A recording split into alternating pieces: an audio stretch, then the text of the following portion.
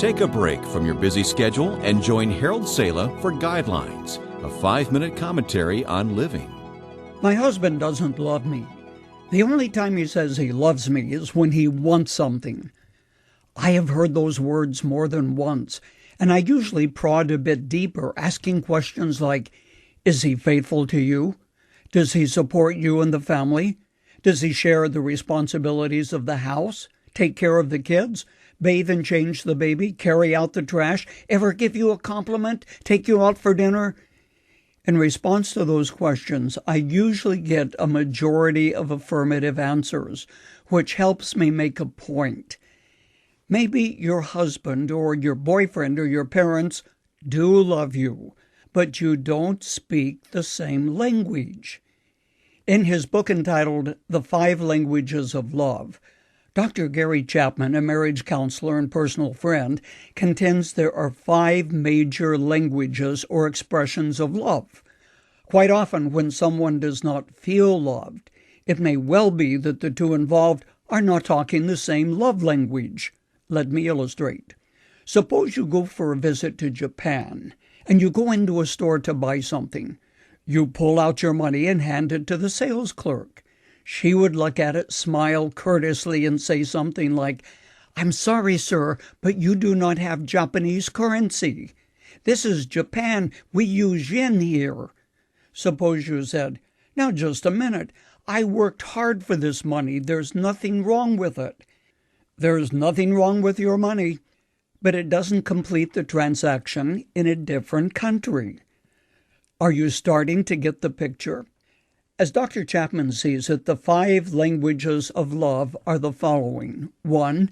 The language of words. Compliments and expressions of care such as, "I love you." "I really like the way you look in that dress." "Your dinner tonight was terrific." Saying something nice is an expression of love. Anyone ever tell an enemy how great he is or she does something well?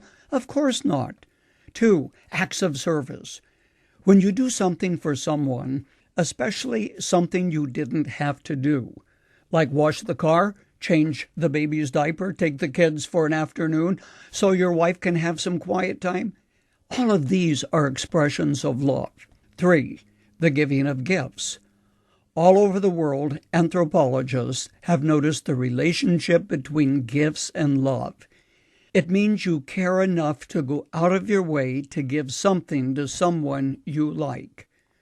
4. Quality time that you spend with someone.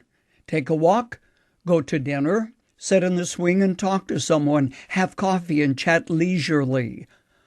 All of these are ways of saying, "I love you. You are very special to me." 5. The language of physical touch. This includes the touch of a hand, an embrace, a kiss, and intimate relations in marriage. One of the reasons that we often feel unloved, the biggest reason by far, is that very seldom do two people speak the same love language. Men and women are different. They came from the drawing board of heaven with a different set of nuts and bolts. They are different psychologically as well as physically. So the expression of love is usually different too.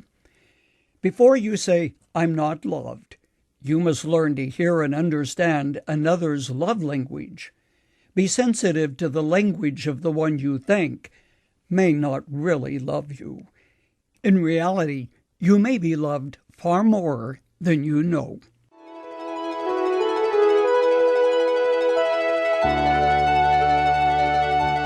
You've just heard Dr. Harold Sala with Guidelines, a 5-minute commentary on living. If you would like to listen to the program again, download a copy, subscribe to our e-commentary, or view other resources, visit guidelines.org. We would like to hear from you too. You can email us at info@guidelines.org. That's info@guidelines.org. Thanks for listening, and we invite you to join us again for the next edition of Guidelines.